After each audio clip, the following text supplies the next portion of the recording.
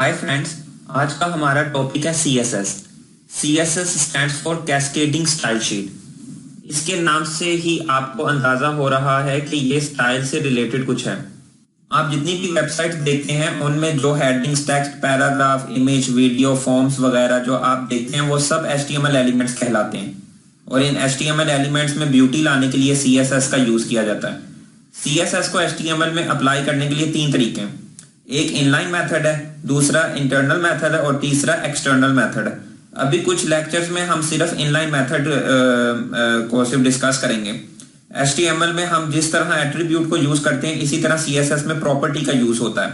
दोनों फंक्शन ही हैं, लेकिन जब ये फंक्शन HTML के हवाले से होगा तो उसको हम एट्रीब्यूट बोलते हैं और अगर यही फंक्शन CSS के हवाले से होगा तो हम उसको प्रॉपर्टी बोलते हैं। HTML में टैग्स के अंदर एट्रीब्यूट आते हैं और उसमें उसकी वैल्यू, ठीक है ना। इसी तरह ही है CSS में HTML टैग नेम लिखते हैं और उसकी बॉडी के अंदर प्रॉपर्टी नेम लिखते हैं और उसमें उसकी वैल्यू लिखते हैं। अभी जो हम इनलाइन मेथड पढ़ रहे हैं इसके नाम से ही आपको अंदाजा हो जाना चाहिए कि जो CSS स्टाइल हम लगाने जा रहे हैं वो इनलाइन है, यानी बस एक ही लाइन में, ठीक, लाइन में अगर आप स्टाइल लगाना चाह रहे हैं तो उसके लिए हम इनलाइन मेथड यूज करेंगे। अगर एक ही एलिमेंट के ऊपर हम स्टाइल देना चाह रहे हैं तो पूरे HTML के ऊपर अगर हम स्टाइल नहीं देना चाह रहे तो हम इनलाइन मेथड यूज करते होते हैं।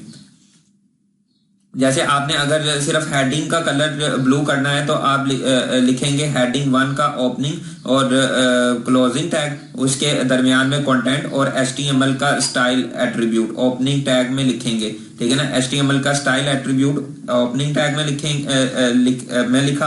अब इसमें वैल्यू डालनी है, वो वैल्यू CSS की प्रॉपर्टी होगी, यानी कि प्रॉपर्टी नेम आ गया कलर और उसकी वैल्यू सेट कर दी ब्लू, ठीक है ना, उसकी वैल्यू हमने ब्लू कर दी। इसी तरह अगर आप पूरी बॉडी का कलर ग्रे करना चाहते हैं तो क्या होंगे स्टेप्स, खुद ही बताएं। बॉडी टैग शुरू होगा और उसमें क्लोजिंग टैग डालेंगे। बॉडी के ओपनिंग टैग में HTML का एट्रीब्यूट यूज करेंगे। कौन सा भला?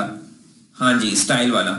अब इसमें वैल्यू आनी है और वो वैल्यू क्या होगी? वो वैल्यू CSS की प्रॉपर्टी होगी, यानी CSS का फंक्शन, और उस प्रॉपर्टी की वैल्यू देनी है। अब हमने वो ग्रे देंगे और आपकी पूरी वेबसाइट ग्रे हो जाएगी। अभी भी समझ नहीं आई तो आइए चल के एक लाइव एग्जांपल देखते हैं। दोस्तों, आज जो हमने CSS को HTML के अंदर अप्लाई करने के मेथड देखे वो हमने 3 मेथड देखे हैं, एक इनलाइन, एक इंटरनल और एक एक्सटर्नल। उसमें इंटरनल और एक्सटर्नल मेथड्स पर हम बाद में बात करेंगे। आज हमने जो परफॉर्म करना है वो है इनलाइन मेथड। इनलाइन मेथड के लिए मैं पहले कुछ HTML एलिमेंट्स ले लेता हूं।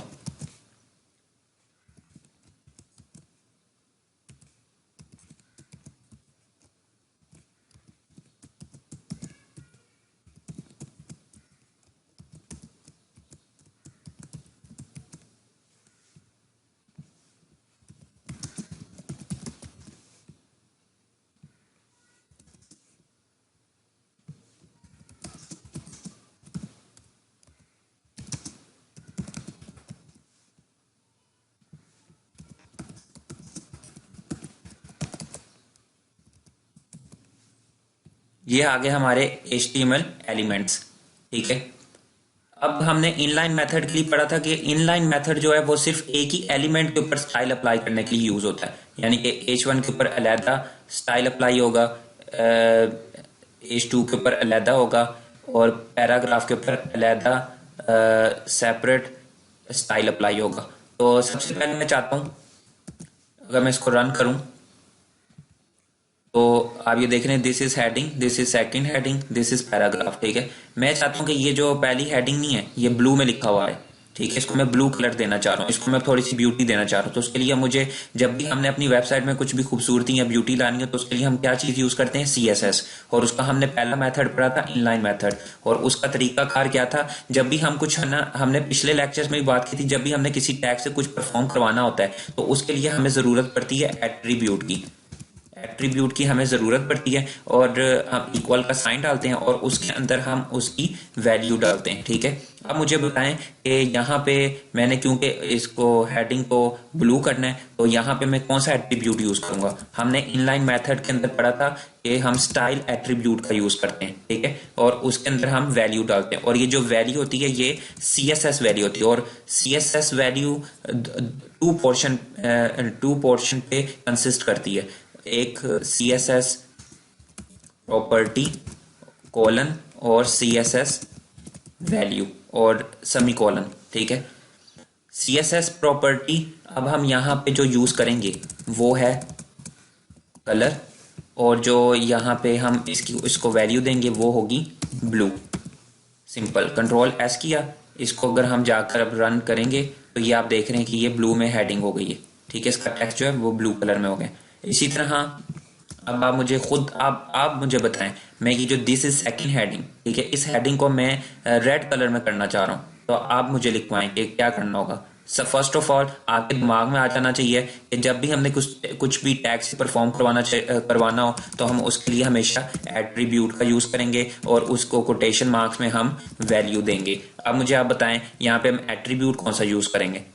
कलर हमने क्योंकि देना है तो हम उसके लिए स्टाइल एट्रीब्यूट का यूज करेंगे। यहाँ पे हमने उसको वैल्यू देनी है तो वैल्यू यहाँ पे हमने क्योंकि उसको CSS की देनी है और CSS की जो वैल्यू वो टू पोर्शंस पे कंसिस्ट करती है। एक है CSS प्रॉपर्टी और कॉलन और दूसरा है CSS वैल्यू। ठीक है, और ये जो CSS प्रॉपर्टी और CSS वैल्यू ये पूरी की जो पूरी वैल्यू है वो इस स्टाइल एट्रीब्यूट की है। ठीक है, अच्छा अब यहाँ पे जो CSS प्रॉपर्टी है वो मैंने क्या देनी है, वो मैंने यहाँ पे कलर देनी है और जो मैं इसको CSS वैल्यू दूंगा वो मैं क्या दूंगा, कौन सा हम कलर की बात करते थे, रेड कलर करना चाह रहे थे। कंट्रोल S किया, इसको हमने अब जाकर दोबारा से रन किया तो ये आप देखें कि इसका कलर रेड हो गया। अब मैं चाह रहा हूँ कि ये जो पैराग्राफ नहीं है ये बिल्कुल सिंपल टेक्स्ट में लिखा हुआ है, मैं इसको थोड़ा सा इटैलिक यानी कि स्टाइल देना चाह रहा हूँ। तो उसके लिए मैं क्या करूंगा, मैं यहाँ पे जाऊंगा। आप मुझे बताएं क्या करना होता है जब भी आपने फिर अपने दिमाग में दोबारा से कॉन्सेप्ट लाना है, जब भी कुछ भी हमने टैग से परफॉर्म करवाना हो तो उसके लिए हमें एट्रीब्यूट की जरूरत पड़ेगी और एट्रीब्यूट को हमेशा हम कोटेशन मार्क्स में जो वैल्यू देंगे वो वैल्यू परफॉर्म हो जाएगी। तो अब यहाँ पे हम एट्रीब्यूट कौन सा यूज करेंगे, क्योंकि हमने CSS अप्लाई करनी है तो उसके लिए हमने जो इनलाइन मेथड पढ़ा है उसके लिए उसमें हमने स्टाइल एट्रीब्यूट की बात की थी। स्टाइल एट्रीब्यूट डाल दिया, वैल्यू की बात आ गई। वैल्यू CSS की जब भी डालनी है वो हमेशा टू पोर्शन पे कंसिस्ट करती है, CSS प्रॉपर्टी और कॉलन और CSS वैल्यू। ठीक है, तो यहाँ पे अब मुझे आप बताएं कि जो CSS प्रॉपर्टी है वो हम कौन सी यूज करेंगे, वो आप मैं भी बताने लगा हूँ। वो हम यहाँ पे कलर नहीं यूज करेंगे क्योंकि हमने इस पैराग्राफ को इटैलिक स्टाइल इटैलिक फॉन्ट देना है, फॉन्ट स्टाइल जो है हमने इटैलिक देना है। तो इसके लिए जो एक प्रॉपर्टी यूज CSS की जो प्रॉपर्टी यूज होती है वो है फॉन्ट स्टाइल। ठीक है, और हम जो इसको अब CSS हमने वैल्यू देनी है वो CSS वैल्यू होगी इटैलिक, यानी मैं इटैलिक स्टाइल चाह रहा हूँ। ठीक है, कंट्रोल S किया और अब हम इसको जाके दोबारा रन करेंगे तो ये आप देखना ये सिंपल टेक्स्ट इटैलिक स्टाइल में हो जाएगा। ये देखें दिस इज पैराग्राफ वो थोड़ा सा स्टाइल में आ गया, ये इटैलिक स्टाइल में आ गया। अच्छा, अगर आपको अभी भी क्लियर नहीं हुआ तो मैं एक दफा आपको दोबारा से समझा देता हूँ।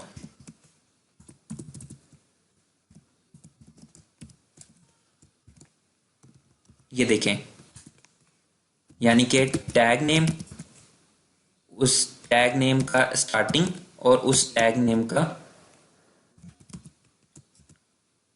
क्लोजिंग। ठीक है, ये क्लोजिंग और उसका दरम्यान में कंटेंट। ठीक है, इतना तो हम शुरू से पढ़ते हैं, इतना आपको पता है। ठीक है, किसी भी HTML एलिमेंट का स्टार्टिंग टैग, क्लोजिंग टैग और उसका दरम्यान में कंटेंट। ठीक है, अब हमने इस टैग से कुछ परफॉर्म करवाना है तो उसके लिए हमने क्या बोला था, हमेशा एट्रीब्यूट का यूज करेंगे। एट्रीब्यूट को हमने देनी है इक्वल का साइन डाल के कोटेशन मार्क्स में वैल्यू। ठीक है, वो हमने वैल्यू दे देनी है। अब आई बात इनलाइन मेथड की कि हमने इस लेक्चर में पढ़ा ही इनलाइन मेथड है। ये इनलाइन मेथड जो है किस लिए यूज होता है, ये फॉर CSS। ठीक है ना, cascading style sheet inline method use होता है। ठीक है, तो यहाँ पे अब मुझे बताएं, इनलाइन मेथड हमने पढ़ा, अब एट्रीब्यूट, एट्रीब्यूट के अंदर हमने वैल्यू देनी है, और जो मैंने आपको बताया था कि जो सीएसएस की वैल्यू है वो डिपेंड करती है टू पोर्शंस पे, to consist of two portions, ठीक है, एक सीएसएस प्रॉपर्टी और कॉलन और सीएसएस वैल्यू, ठीक है।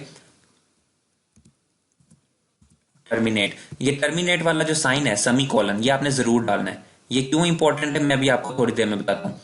सीएसएस प्रॉपर्टी, अब इसको मैच कर लें, ये देखें, टैग नेम का स्टार्टिंग उसका क्लोजिंग टैग, ये आप ऊपर देख लें, टैग नेम का स्टार्टिंग उसका क्लोजिंग टैग, और यहाँ पे ये आ गया उसका कंटेंट, तो यहाँ पे आप ये उसका देख लें कंटेंट, ठीक है। यहाँ पे ये आ गया, इस टैग से जो हमने परफॉर्म करवाना है, परफॉर्म करवाने के लिए हमेशा एट्रीब्यूट का यूज करेंगे। यहाँ पे हमने स्टाइल नाम का एट्रीब्यूट HTML के अंदर यूज किया। अब हम आगे स्टाइल देने की बारी, तो उसके लिए CSS बीच में आ गई, यानी कि कैस्केडिंग स्टाइल शीट, तो उसको उसको उसकी जो वैल्यू वो टू पोर्शंस पे डिपेंड करती है, CSS property colon CSS value, वो हमने यहाँ पे ये CSS प्रॉपर्टी कलर दे दी और CSS वैल्यू हमने उसको ब्लू दे दी। सिंपल, अगर आप सिर्फ इस सिंटेक्स को फॉलो कर लें, आपको अगर ये चीज समझ आ गई है तो आप समझ लें कि आपको आप अब CSS अप्लाई करने के काबिल हो चुके हैं इनलाइन मेथड के थ्रू।